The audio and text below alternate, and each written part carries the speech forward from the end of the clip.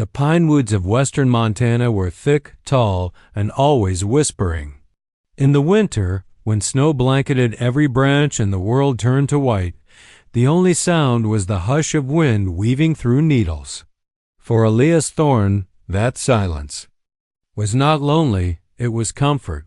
His cabin sat on the edge of a frozen stream, several miles from the nearest settlement, tucked between two towering ridges like a secret someone forgot to tell. Built with his own hands, it had one door, two windows, and no visitors.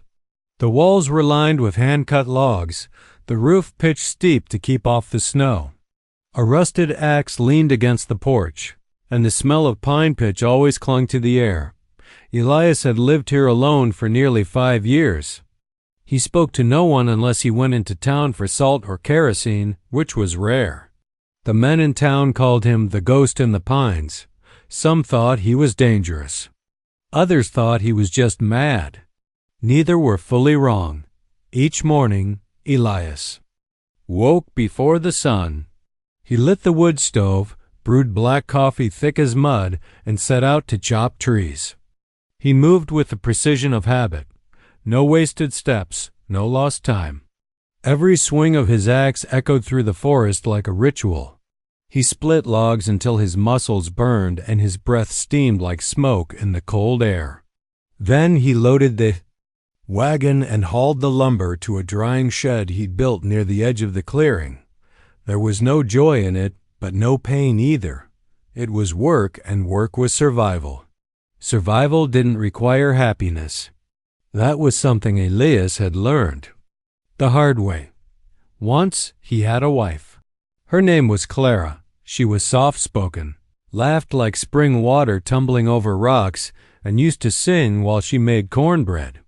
They moved out here together, dreaming of a life on their own land, a life full of peace. But the peace was broken.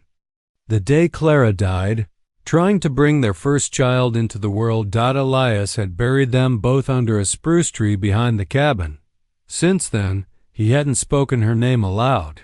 He hadn't sung. He hadn't hoped. He hadn't even prayed. Silence was easier.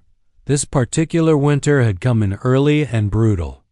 The snow was deeper than usual, the cold sharper. It had been days since the sun had truly broken through the clouds.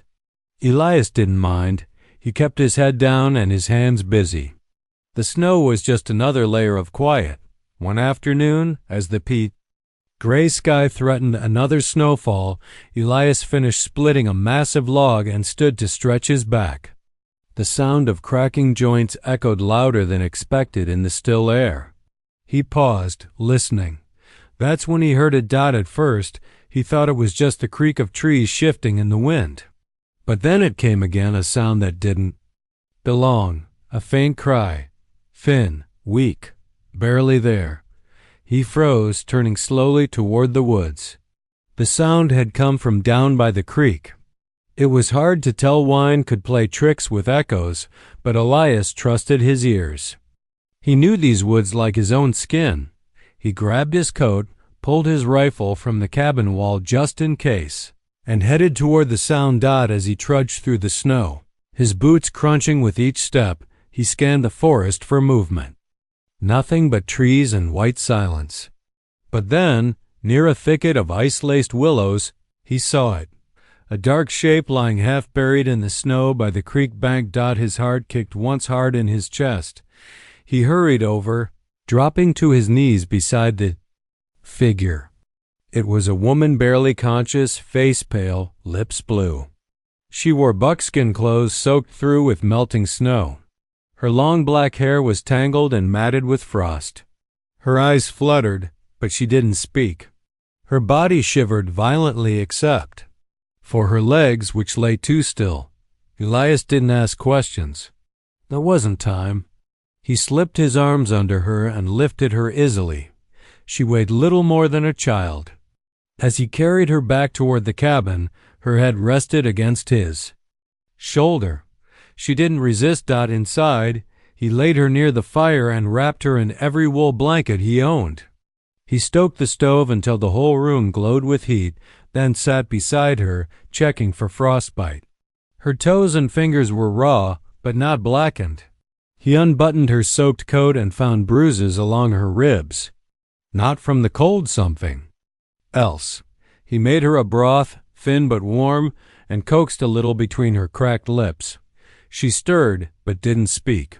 Her eyes opened once dark, deep, haunted, but she said nothing. That night Elias didn't sleep. He sat beside the fire, watching her chest rise and fall beneath the blankets. For the first time in years, his cabin didn't feel like just his own. It felt like something was beginning, or maybe something long buried was waking up, in the deep. Quiet woods, a broken man had found a broken stranger.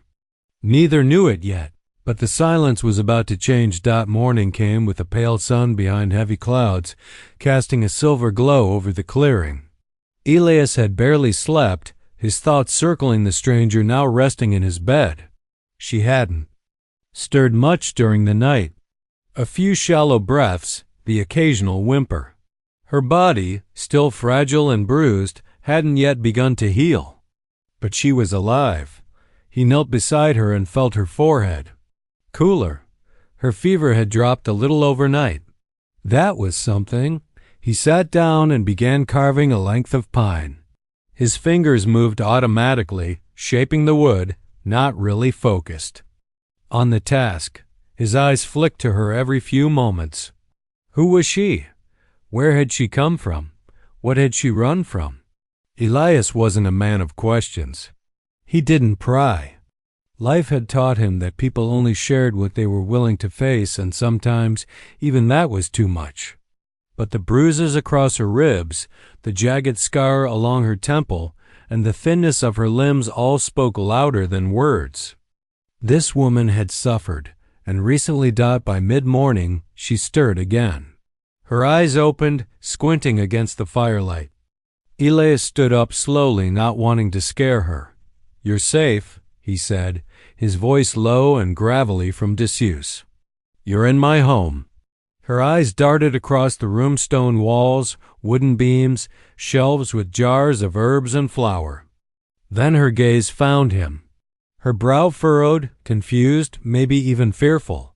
She tried to sit up but collapsed back with a soft cry. Her legs wouldn't obey her. "You've been out in the snow too long," he said, stepping closer.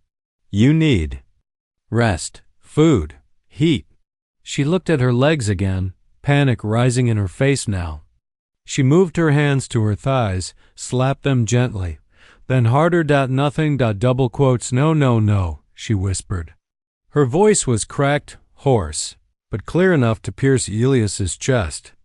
"I don't know what happened," he said, crouching beside her, "but you've got no feeling in your legs, not yet. You may recover. You need time." She didn't look at him. Her jaw clenched and tears spilled down her cheeks. She turned her face to the wall. Elias didn't say another word. He backed away, giving her space. He knew what that kind of grief looked like, the quiet, breath-stealing kind that came from realizing the world you knew was gone. Over the next 2 days, Elias kept her warm, fed her broth, and sat quietly when she couldn't sleep. She didn't speak again at first, only nodded or shook her head in response to simple questions. He still didn't know her name. He learned other things, though. Her wounds had started to heal. The swelling in her legs was going down, though they remained unresponsive. She had a habit of watching him closely when she thought he wasn't looking, studying how he moved, how he built the fire, how he chopped herbs for tea. On the 3rd day, while he was sharpening his axe by the hearth, she finally spoke. "You live here alone?" Elias looked up, startled not by her voice, but by the question. "I do," he answered. "Why?" He paused. "Lost my wife, years ago." She nodded, as if that explained everything. And maybe it did. "My name is Tyanita," she said after a long silence. "It means young beaver. My mother gave it to me." Elias gave a slight nod. "I'm Elias Thorne." "You're not afraid to take in strangers?" she asked, her voice still raspy. "I'm more afraid of finding someone too late." that made her fall quiet again. But this time, it wasn't the silence of fear. It was the silence of thought. That night, a storm rolled in soft flurries at first, then heavy snow that blanketed the cabin in white. The wind howled through the pines and the walls creaked under the cold. Elias brought in extra wood, checked the shutters, and laid another blanket over Teanita. He sat across from her, by the fire. She was awake, her eyes reflecting the flames, thoughtful. "You found me by the creek?" she asked. "Yes." "I don't remember getting there. Do you remember anything before that?" A pause. Then, running, falling. I knew. If I didn't move, I'd die. So I moved. I couldn't walk, so I dragged myself. For how long, I don't know. She turned to him. I was trying to get away from men. Elias's jaw tightened. They were not soldiers, just ... men who wanted what they could take. My village was gone. I have no one left. I thought maybe death would be easier. Her voice didn't break, but her eyes did. Tears rolled silently down her cheeks, and she didn't bother to wipe them away. Elias nodded. He didn't offer empty words. He knew better. Instead, he said, "You're here now. That counts for something." She looked at him, and for the first time, something passed between them, unspoken but understood. A broken man and a broken woman, sharing firelight, both learning how to breathe again. The snowstorm lasted 3 days. Thick drifts blanketed the trees, erasing the trails Elias had worn down over the years. The world outside the cabin seemed to vanish, leaving only the crackle of the fire, the hiss of boiling broth, and the uneasy quiet between two strangers, sharing the same space. Teanita barely spoke after their brief conversation. She slept often, her body still healing. When she was awake, she watched Elias like a hawk quietly, curiously, sometimes with suspicion, sometimes with something softer. But she kept her distance, even from the truth. Every time Elias tried to ask gently about her past, where she'd come from, how long she'd been on her own, her eyes would go flat, like a shutter had slammed closed behind them. So he stopped asking. Elias understood the need to carry pain in silence. Not everything could be spoken aloud. Some wounds weren't meant for words. The storm passed, and the light returned to the forest, sharp, cold, and clean. But inside the cabin, time moved differently. Each day began with Elias rising early, lighting the fire and setting a kettle on to boil. He'd prepare food, soft grits, soup, or stewed meat if he had it, and help Teanita sit up enough to eat. She'd thank him with a small nod and eat slowly, quietly. Afterward, Elias would head outside to tend to his chores, chopping wood, checking the traps, clearing snow from the shed. When he returned, she'd sometimes be sleeping again. Other times, she would be staring out the window at the vast whiteness like she was trying to remember where she belonged. One day, she asked, "Why don't you ask more questions?" He looked up from the rabbit he was skinning by the fire. "Because I figure if you wanted to tell me, you would." She considered that, then nodded, slowly. "Most men would ask anyway. Demand even. I'm not most men." "No," she said softly, "you're not." That night, something shifted. Elias was sanding down a piece of pine for a stool when he heard her breathing quicken behind him. He turned to see her struggling to pull herself upright using the wall. Her face was strained with effort. "What are you doing?" he asked, rising to his feet. "I need to know," she whispered through clenched teeth, "if I can stand." She was shaking, palms pressed against the rough logs. Her legs hung uselessly beneath her, but there was a wild defiance in her eyes, a flicker of the warrior spirit buried deep inside her. Elias stepped forward, hands outstretched. "You're not ready. I don't care. You'll hurt yourself worse.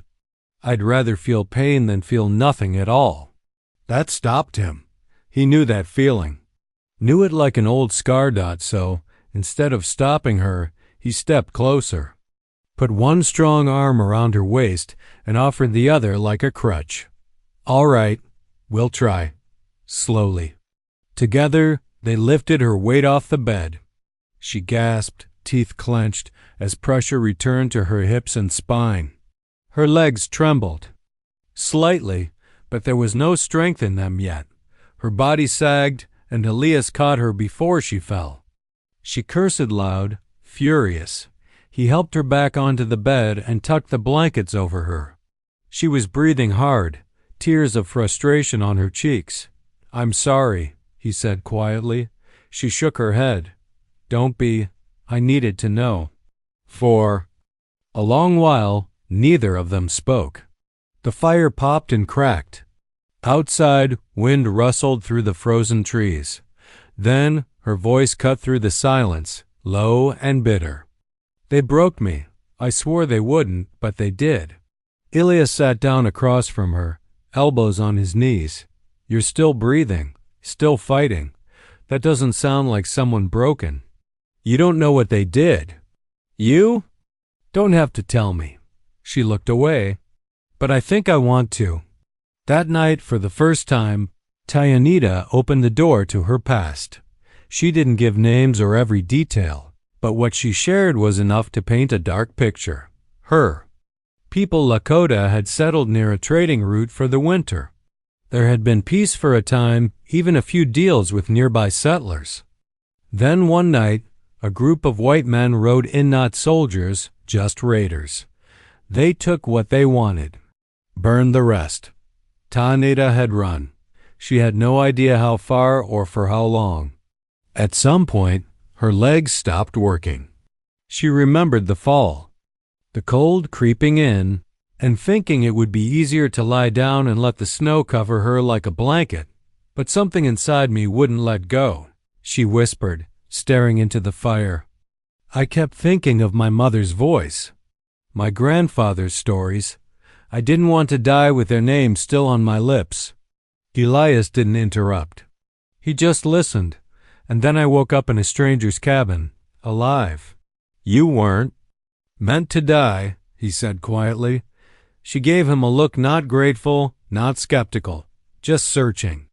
Why did you help me? Elias shrugged. Because someone should have helped me once, and didn't. He didn't explain what he meant. He didn't need to. She understood. The next morning, she asked him for a wooden cane, not to walk. She said, just to sit up, to start. And so, Elias carved her one sturdy, smooth, fitted to her grip. He placed it beside her bed with care. As she reached for it, something passed between them. Not gratitude, exactly. Not yet. But something truer. Trust. Two broken souls, bound not by words or blood, but by survival. And the first step toward healing was choosing not to walk alone. The cane sat beside Tayanita's bed like a promise.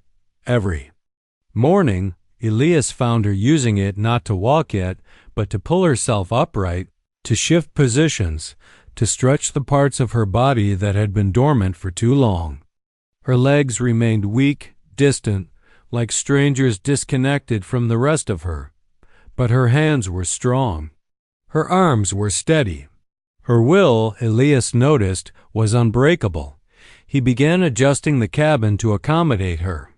Without asking, he moved the table closer to the bed, set bowls and cups within her reach, and left water heating for her to wash when he was away in the woods. It wasn't much, but it made a difference. One afternoon, he returned to find her sitting on the stool near the window, balancing herself with the cane, her face lit by the pale winter sun. You shouldn't be straining like that yet, he said gruffly, setting down a bundle of kindling. I needed to see something that isn't four walls and firelight, she replied, not turning from the window. I missed the sound of horses, laughter, drums, even smoke. Elias stood there for a moment, unsure how to respond. He wasn't used to conversation, let alone memories from a world so different than his. He cleared his throat. You're stronger than most. Tianita turned her gaze on him. You don't know me. Don't have to, he said simply. I see it. Her eyes narrowed slightly, then softened. What did you do before all this? She asked. Elias hesitated. I was a carpenter. Built homes, fences, wagons sometimes. You're still building things, she said, glancing at the cane. Just quieter now. He gave a small nod, a ghost of a smile tugging at the corner of his mouth. That evening, as they sat across from each other eating a simple meal of stew and flatbread, she asked something that caught him off guard. Will you help me try again? He looked up from his bowl. Try what? To stand. Not just with your help. To learn how to move again. To walk if I can. Elias leaned back, appraising her. Her face was calm, but there was a storm of determination behind her eyes. You're not healed.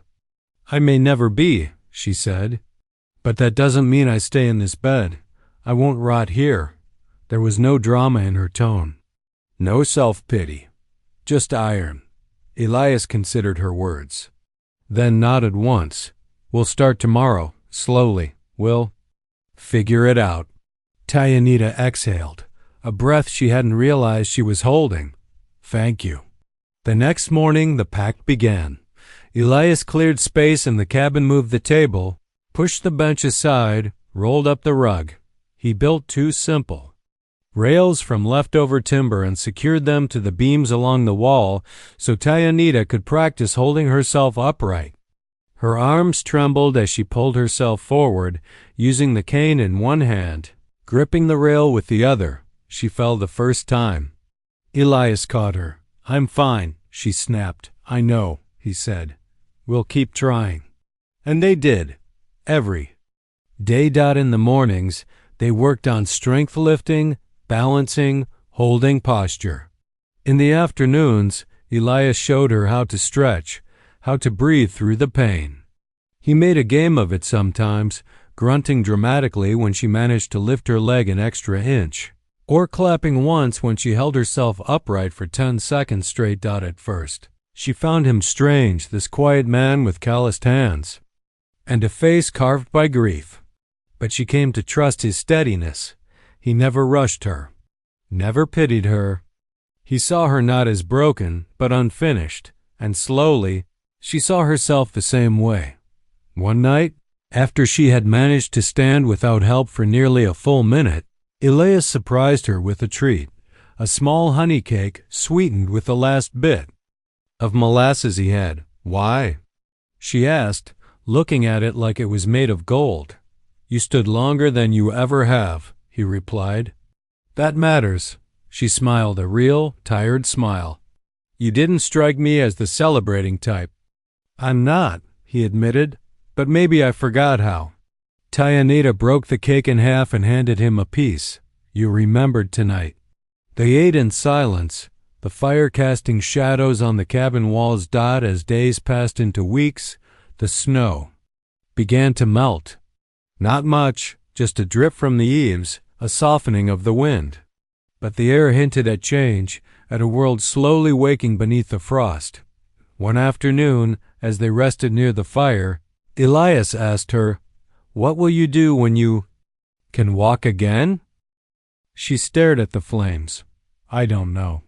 I used to think I'd go back, find what was left.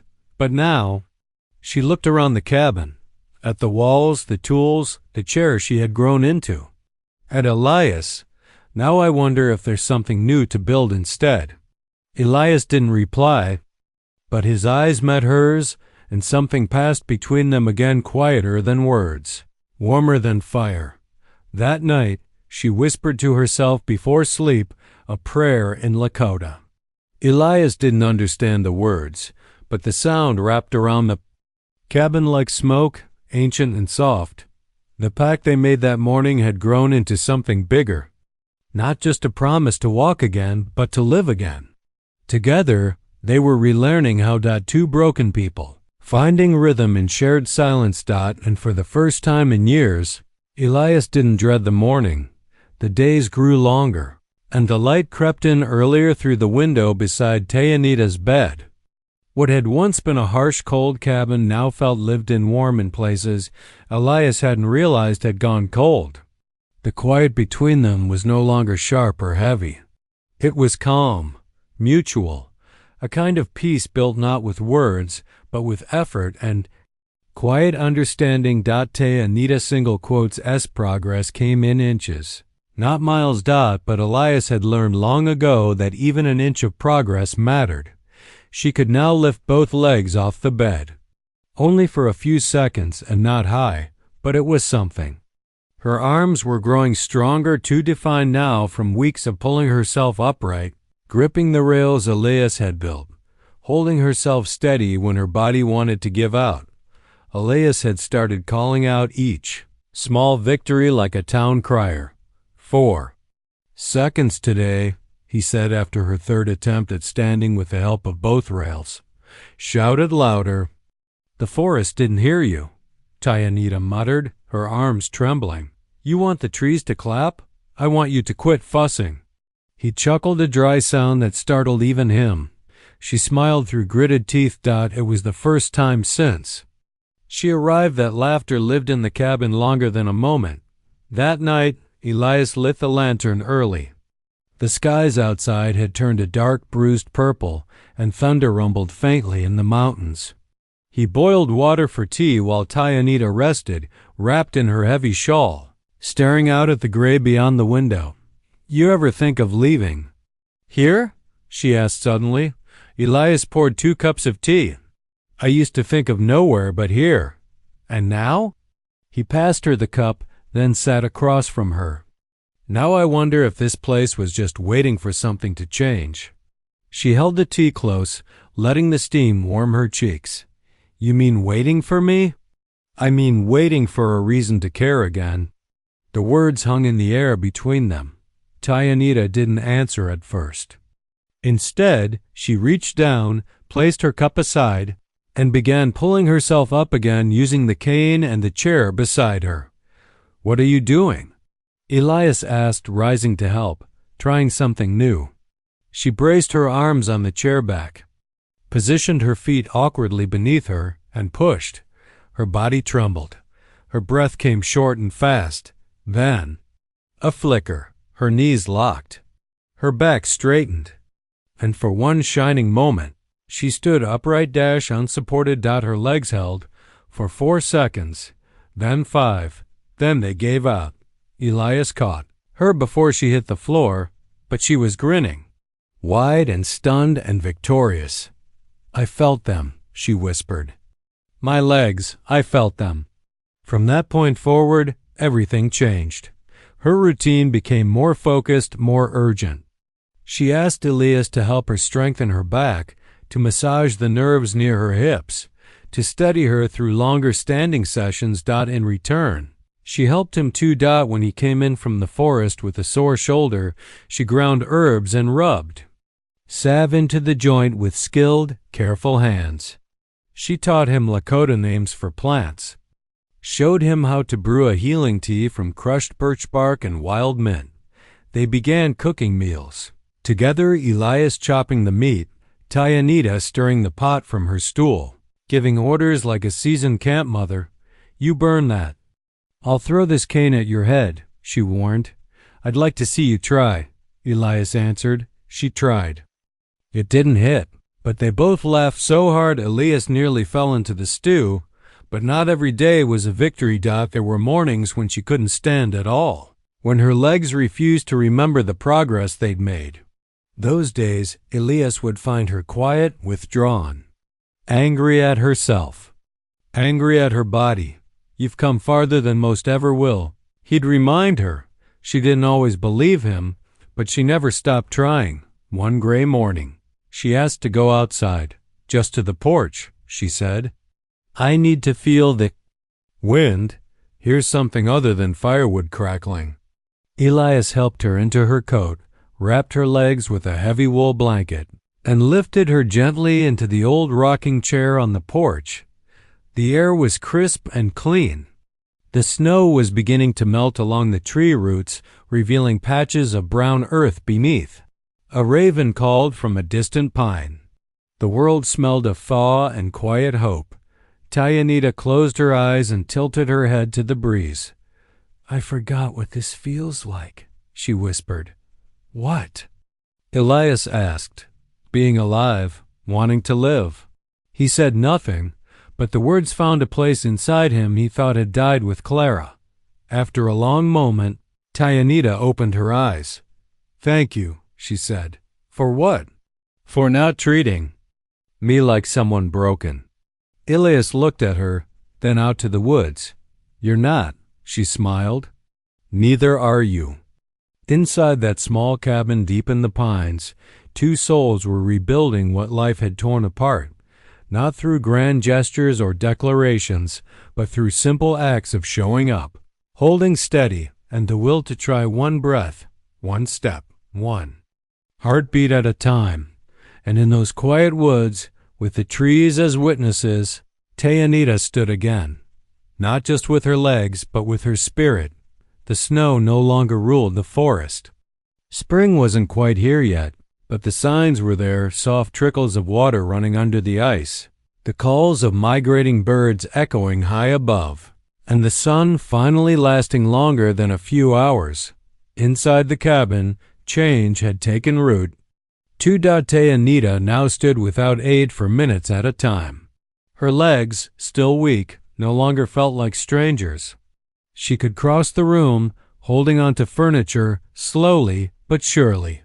Her posture was straighter, her voice stronger, but progress came with new silence, not the shared quiet that had once made their companionship so gentle, but a thoughtful stillness, heavier, lingering between glances. Elias felt it more each evening as the fire dimmed and Tayanita stared into the flames as if they whispered things only she could hear. He knew what haunted eyes looked like. He saw them every morning in the mirror dot, so when she asked, "Will you sit with me?" After supper one night, something in her tone made him put the carving knife down immediately. Elias joined her by the fire, the old pine logs snapping softly. Outside, wind curled around the cabin like it was listening. "I think it's time I told you the rest," she said quietly. "You've earned that." Elias didn't press her. He just nodded. She stared at the fire for a long while before speaking.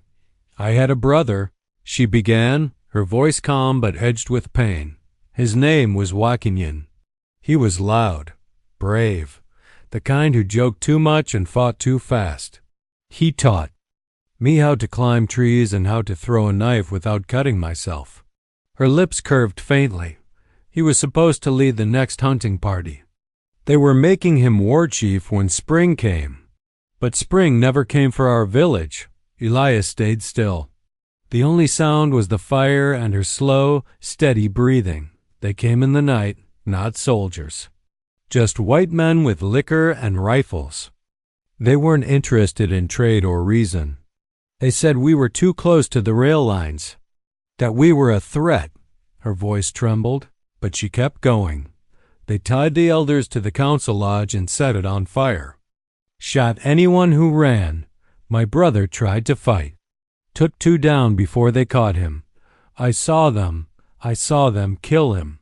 She paused, choking on the memory.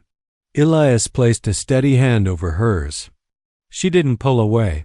"I was hiding with the children," she said after a moment. "But when I saw what they were doing, I left them. Ran. I thought maybe I could draw them away, lead them into the woods." Her jaw clenched. "They followed, caught up fast. One hit me from behind. I don't remember how far I fell. I woke. Up alone, broken, freezing. But I crawled. I crawled until the snow turned red beneath me, then black, then nothing." She finally looked at him. Her eyes weren't asking for pity, only recognition. "You found me in the part of the world I was ready to die in." Elias didn't speak right away. What could he say to a story like that? Instead, he leaned forward and stoked the fire, buying himself a breath before answering. I lost my wife during childbirth, he said, his voice low. Clara. She was everything I'd ever wanted in this world. Kind, smarter than me. Too good for it all. Tayanita didn't move, but her gaze never left him. She went into labor early. Too early. Snowed in.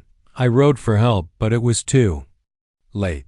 When I got back, the baby was dead. She was too far gone to save. He swallowed hard. The old wound flared fresh. I buried them under a spruce tree. Then I stopped living, moved out here. Let the forest take the rest of me. A long pause passed between them. I thought I was helping myself by disappearing, he added. But I was just letting the grief rot in my bones. Tayanita nodded slowly. You're not the only one who thought silence was a cure. They sat there in the flickering light, two scarred hearts laid bare, neither asking the other for more than this moment of truth. Later that night, as the fire burned low, Tayanita broke the quiet once more. Do you believe in spirits? She asked softly. Elias looked at her. Sometimes. Why? Because sometimes when I sleep, I see Wackenyan standing at the edge of the woods. He's not angry, just watching. Maybe he's making sure you made it. She gave a small, sad smile. Or maybe he's waiting to see if I'll ever walk past the tree line again. Elias looked into the fire. You will. Her voice cracked. What if I don't know where to go? Then stay, he said, surprising even himself with the word. She blinked. I mean it, he added. You've got a place here, if you want it, not out of charity. Because this cabin, this life, it's not so quiet anymore. Not in a bad way. She said nothing, but her eyes glistened with unshed tears. Thank you, Elias, she whispered. He gave a small nod. We don't have to be whole to begin again. In the heart of the woods, beneath a roof of rough-hewn beams and beside a fire that had seen both sorrow and rebirth, two broken souls had found what the world had taken from them. Not just comfort, but someone to share the pain with, and maybe, just maybe, a reason to hope again. The forest was beginning to breathe again. Snowmold dripped from the pines in long, silvery tears. The frozen creek, once silent beneath its icy prison, trickled softly once more. Small birds fluttered back from their southern havens, filling the woods with cautious songs. Inside the cabin, something else was thawing too. Tayanita's steps had gone from faltering to deliberate. She could walk from one end of the room to the other without aid now, though she still kept the cane nearby more habit than necessity. She rarely used the rails Elias had built. She said it was time they both let go of the things they leaned on too long. One morning, she stood by the stove, helping Elias slice dried venison. Her movements were slow but fluid. I used to think I'd never feel anything in my legs again, she said, almost casually. And now? Elias asked. Now I miss the days they weren't sore all the time, she grinned. He chuckled. That's a good sign. Means I'm alive again, she said, then paused. Means I'm here again. They worked in silence after that, but it wasn't an awkward quiet. It was peaceful, as natural as the wind rustling the eaves. As the snow pulled back and the ground turned to soft earth, Elias brought out a pair of wooden crutches he had carved months earlier, back when Tayanita was still too weak to sit without help. I thought maybe you'd use them, he said, handing them to her. If you wanted to try walking outside. She looked at them carefully, then smiled gently this time, without the defensive edge she once carried. I want to try. So they did. Together, they stepped out onto the porch and into the damp. Living world. At first, she leaned heavily on the crutches, struggling to adjust to the uneven earth beyond the cabin floor. But Elias stayed beside her, never touching unless she asked, always close enough that she could reach for him if she needed to. They walked slowly to the edge of the clearing where the forest began again in thick green rows. Tayanita paused there, breathing deep. I didn't think I'd ever make it back here, she whispered. Then this is a victory, Elias said. She looked up at the trees. It's more than that. This is a beginning. In the days that followed, the routine changed. Morning exercises gave way to slow walks outside. Tayanita grew stronger. The cane replaced the crutches. She moved with more confidence, no longer asking if she could, just doing. But it wasn't just her body that was waking up. She started asking Elias more questions about Clara, about his past life in town, about the carpentry work he used to do. He answered honestly, sometimes haltingly, but always fully. And in return, she shared more of her own stories, memories of dancing around campfires, of her brother's laughter, of the sacred songs her grandmother used to sing. They spent long evenings sitting on the porch, watching the wind sway the trees, trading stories like two old souls learning how to speak the same language. Sometimes they didn't speak at all. Sometimes they just sat in silence, and that too felt full. One night, as the stars stretched across the dark velvet sky and a faint breeze swept down from the hills, Tayanita turned to Elias. Do you ever wonder what might have happened if Clara had lived? He didn't answer right away. His hands rested on his knees, fingers curling around a mug of warm cider. I used to wonder that every day, he said softly. Used to think life ended with her, that anything else would just be noise. And now? I think maybe. I wasn't meant to stay frozen with her memory. Maybe she carried the first part of my heart, and I carried the rest forward. Tayanita looked at him for a long moment. She would have loved this place, loved the way you care for it. I think she would have loved you, Elias said, without hesitation. The words hung in the air like smoke, soft but unmistakable. Tayanita didn't flinch. She looked down, then back at him. I don't know if I can give my heart again, she said, not all at once. I'm not asking for it all, Elias replied. Just a step, same as you took with your legs. A pause. Then, slowly, she reached out and placed her hand over his. I can try. The next morning, Elias found her already up, standing barefoot on the porch, facing the rising sun. She turned as he approached, her eyes steady, her back straight. Let's walk, she said. He didn't ask where he just walked beside her, together. They moved toward the edge of the trees past where the crutches had once failed her, past the porch that once felt like a finish line. They weren't in love yet. Not quite, but love was walking with them, one step at a time. Spring came slow to the mountains. By mid-April, the creek near Elias's cabin was rushing with meltwater, and green had begun to lace the edges of the woods like an old wound finally healing. The ground was soft beneath Tayanita's feet, and the forest smelled like wet earth and wild beginnings. She could walk now slowly, carefully, but without the cane. Each morning, she stepped out of the cabin and walked to the edge of the clearing alone, breathing deep, letting the sun touch her skin. There was pride in her stride. Not arrogance, just quiet ownership of something hard. One. Elias watched her. With admiration, he didn't speak aloud. She had come back from the edge of death with a fire in her chest and a will that humbled even him. But with the thaw came more than flowers. One morning, they found tracks near the creek. Boot prints. Not his. Fresh. Elias's face darkened when he saw them, crouching down silently, his eyes sweeping the ground like a hunter. 3 men, he muttered, maybe 4. Passed through in the night. Tayanita's breath hitched. They followed the water? He nodded grimly. Didn't come close to the cabin. But they were heading west. Same direction you came from. Her jaw tightened. It might be them. Elias rose, scanning the woods. We'll be careful. I'll set traps. Check the perimeter. But she was already shaking her head. If it's them, they'll come back. That night, the mood in the cabin changed. The fire still burned. The food still warmed their bellies, but a chill hung in the air beneath the comfort. Tayanita sat with her arms crossed, eyes fixed on the window.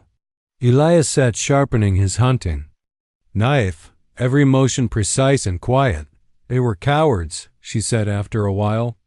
But they had guns and no conscience. If they think I survived, they'll want to finish the job. Elias looked at her, calm and unwavering. Then they'll find they chose the wrong woods. She blinked. You'd fight for me? I'd kill for you. There was no heat in his voice, no pride. Just truth. I've already buried more than one kind of ghost, he added. I won't let new ones find a place here. She reached out and took his hand. I don't want you to get hurt, she said. He gave a small smile. Then we stand together. For the next 3 days they prepared. Elias moved silently through the forest, setting snares, placing branches. Across old hunting trails, hiding signals high in the trees, signs only he would understand if disturbed. He taught Tayanita how to load the old rifle, how to listen for breaking twigs and distant voices. She practiced silently, her eyes like flint, her hands steady. At night, they slept in shifts, but the men didn't return. Not yet. Then came the morning that changed everything. Tayanita had gone down to the stream to fetch water. She insisted on going alone, stubborn as ever. Elias had hesitated but let her go, watching her figure disappear through the trees. Minutes passed. Then 10, then 15. Elias's gut twisted. He grabbed his rifle and moved fast, heart pounding. When he reached the creek, he found the bucket tipped over on the ground. And drag marks in the dirt. The sound of a man's voice, low and vicious, reached him before the trees parted. Elias crouched low, stalking like a panther through the brush. In a clearing ahead, 3 men stood, one of them clutching Tayanita's arm, a pistol pointed at her stomach. She wasn't crying. She wasn't begging. Her chin was raised, defiant. But Elias saw the fear in her eyes. Well, well, one of them sneered. We thought we left you in pieces, girl. Looks like you grew some legs after all. The second man laughed. Maybe we break 'em again. That's when Elias stepped out from the trees. Let her go. The men turned, startled. The third one raised his rifle too slow. Crack. Elias single quotes as shot rang out, clean and deafening. The rifle flew from the man's hands.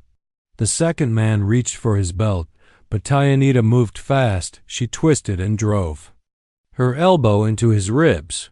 He buckled. The first man spun toward her with the pistol, but Elias was already moving. He hit the man like a bear, shoulder first, driving him to the ground. The pistol went off wild into the trees. They grappled in the dirt, fists and fury, until Elias landed a brutal punch that left the man motionless. Breathing hard, Elias looked up. The third man was gone, fled into the woods, but Tayanita was on her feet, holding a branch like a weapon, fierce as fire. He looked at her. She looked back. Neither needed to speak. They left the 2 men tied up near the trail with broken weapons and a warning carved into the tree behind them. You will not find her again. When they returned to the cabin, Elias collapsed into the chair by the fire, chest heaving. Tayanita knelt beside him, resting her head against his knee. You came, she whispered. I always will. She closed her eyes. I thought I was strong. I thought I could face it. You were strong, he said. You didn't freeze. You fought. I'm tired of fighting, she whispered. He reached down, brushed a thumb across her cheek. Then maybe it's time to rest. You're safe now. For a moment, she let herself believe that. And in the quiet afterward, she whispered something. He had never heard her say, Elias, don't let me go. His hand found hers. I wasn't planning to. The storm had passed, but the forest remembered.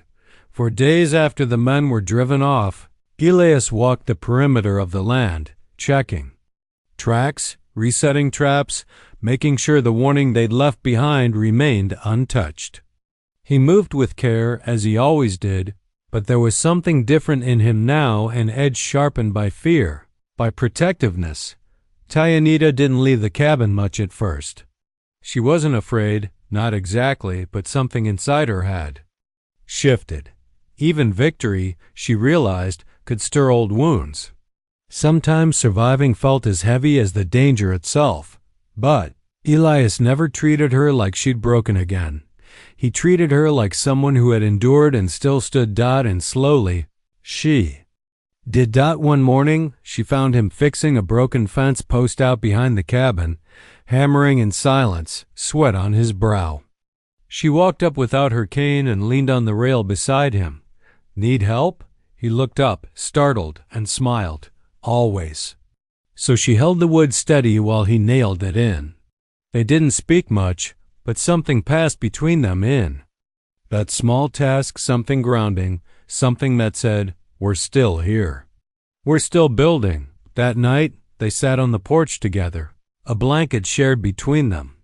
The stars overhead were clear, brighter than Tayanita had ever remembered them. The moon cast silver light across the woods, bathing the cabin and clearing in gentle peace. "You ever think you'd get this far?" Elias asked quietly. She turned to him, brow furrowed. "Not just walking," he clarified. "I mean, this far, alive, standing, breathing." Tayanita exhaled slowly, thinking. "There were nights, before you found me, when I asked the wind to take me. I didn't want to wake up, not because I was weak, just tired. I didn't think life would offer anything else." Elias nodded. "I used to ask the trees not to fall on me. Figured it'd be easier than waking up one more day." To silence. She glanced at him. "And now?" He met her gaze. "Now I want tomorrow." She didn't answer, not with words. She leaned her head against his shoulder, and they watched the moon rise a little higher. In the following weeks, life shifted again, but not into chaos. Into rhythm. Tayanita began planting a small garden near the back of the cabin. Her legs still ached, but she could crouch and move freely now. Elias tilled the earth, and she carefully laid the seeds. They joked about what would grow. She wanted beans, he wanted potatoes. In the end, they planted both. Elias repaired the roof while she wove new curtains from spare cloth. She began singing softly while she worked old Lakota songs, lullabies her grandmother once hummed. Elias didn't understand the words, but the sound soothed something deep in him. And one night, without fanfare, she kissed him. It was gentle, slow, a question and an answer all in one. She pulled back, searching his eyes. He only said, "I thought I'd forgotten how to be kissed."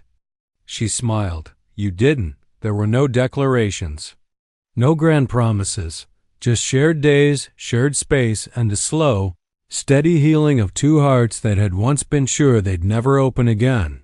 Love didn't arrive in a rush. It arrived like spring, quietly, steadily, filling in the places where the cold had lingered longest. One evening, as they sat by the fire, Elias pulled something from a drawer, a small carved wooden box. He set it in her lap without a word. Tayanita opened it carefully. Inside was a necklace, hand-beaded, simple but beautiful. A single polished stone at its center. "I found that stone the day after I buried Clara," Elias said. "Carried it ever since. Didn't know why." Tayanita touched it gently. "You know now?" "I think it was waiting for someone who knew how to carry things." She didn't cry, but she did take his hand and hold it for a long time. Later, as the firelight softened and the wind passed quietly through the pines, Tayanita whispered, "I'm not running anymore." Elias turned toward her. "I'm not hiding," she added. "Not from them, not from the past, not from you." He brushed her hair behind her ear. "Then let's build something." "Like what?" He looked around the small, sturdy cabin, the tools, the garden. her, like a life. In a world where pain had once ruled their every breath, where silence had once swallowed their voices, Elias and Tianita had found something rare. Not just survival, but love. Not the kind that burns fast and fades, but the kind that stays, slow and certain. Like roots pushing deep into the earth, they didn't know what tomorrow would bring, but they'd walk toward it. Together. Summer came. Slowly to the high country. The trees stood taller with their fresh green coats. Wildflowers dotted the clearing, like spilled paint. Bees hummed through the garden Tianita had coaxed from the earth, beans climbing the trellis, potatoes growing stubborn and deep, like everything else that survived in this place. Inside the cabin, sunlight spilled through. Hand-sewn curtains. The space no longer felt like a shelter for the broken, it felt like a home. Tianita moved freely now. No cane, no crutches. Her legs still stiff on cold mornings, but strong. She chopped vegetables at the table, stirred pots on the stove, stepped. Out to feed the hens Elias had finally bartered for in town. He'd taken her with him on that trip. Their first ride together since everything had changed. She'd worn her hair braided back, her chin up. The townsfolk had stared. They always did when a Lakota woman walked through white streets, but she held her gaze steady, and Elias walked beside her like a stone wall. They bought seed, new boots, and a tin of tobacco. She even found fabric she liked, dark blue with white stars. For new curtains, she said, but on the ride back, Tianita had gone quiet. "You okay?" Elias asked. She nodded. "Just strange to be seen again, not as a ghost." That night, they sat on the porch. The moon was nearly full, casting long shadows across the clearing. Elias was carving again smooth strokes across soft cedar. Tianita was mending a shirt, her needle moving with the rhythm of a woman who had finally slowed down enough to breathe. "I've been thinking," she said. "Dangerous," Elias muttered, grinning. She flicked a seed pod at him. "I'm serious." He looked up. "I want to build something permanent here," she said. "Something more than surviving. I want a life, a full one." "You already have that," he said. "I want it with you." Elias froze, not because he didn't feel the same. He had for a long time. But hearing her say it out loud made the feeling real in a way that terrified and thrilled him. He set down the carving. "What do you want it to look like?" She took a breath. A bigger garden, maybe a second room, a smokehouse. "Chickens that don't escape every time I open the door." He chuckled. She added, more quietly, "Maybe. Maybe one day, someone to pass it all to, if that's still possible." Elias took her hand. "It is." They sat like that for a long time, their hands tangled, their hearts steady, not rushing, just ready. Over the next weeks they built. They cleared more trees together, hauled logs, dug deeper fence posts. Elias showed her how to chisel joinery. For beams, how to measure square with only twine and a steady eye. She showed him how to layer grasses for insulation, how to tie bundles of sage to hang from the rafters for protection. They built the second room. Not for guests, not for space, but because they could. Because it meant growth. One morning, Elias came inside from chopping wood and saw Tianita standing in the new room, her palm pressed to the wall. "What are you doing?" he asked. "Just listening," she said. "This place feels alive. Now, like it's breathing with us." At the end of the season, Elias made her a gift. It was a small wooden plaque, smooth and polished. On it, he had carved 3 Lakota words she had taught him slowly over the months. Wawa Kintaka, Oeawa Taopi, courage, learning, healing. She held the plaque like a sacred thing. "Where should we hang it?" he asked. She smiled. "By the door, so we never forget how we got here." That winter, snow returned, but it didn't bring silence anymore. There was laughter in the cabin now, and music. Tianita singing while stirring stew, Elias humming tunelessly while sharpening blades. There were evenings filled with shared stories and long-held glances. There were nights when they danced barefoot on the wooden floor, just the two of them, while the wind howled like a forgotten past outside Dot and in spring when the ground thawed. Again, they buried a small bundle beneath the tree-line ashes and feathers and a carved token from her village for Wackenyan. Now he can rest, she said softly. Now we can live. They planted again that spring. Bigger plots this time. More than enough for two. Neighbors came. Not many, but a few trappers, traders, a widow from the valley who brought eggs in exchange for cloth. People began to hear about the couple in the woods, the quiet man who once lived alone, and the woman who came back from the brink and built something new. No one ever asked for their story. They didn't have to. It was written in every beam of the house, every row. In the garden, every echo of laughter through the pines. And the lonely lumberjack was lonely no more. He hadn't just helped a broken stranger stand again. She had helped him begin again. Together, they had turned survival into something sacred, something called home.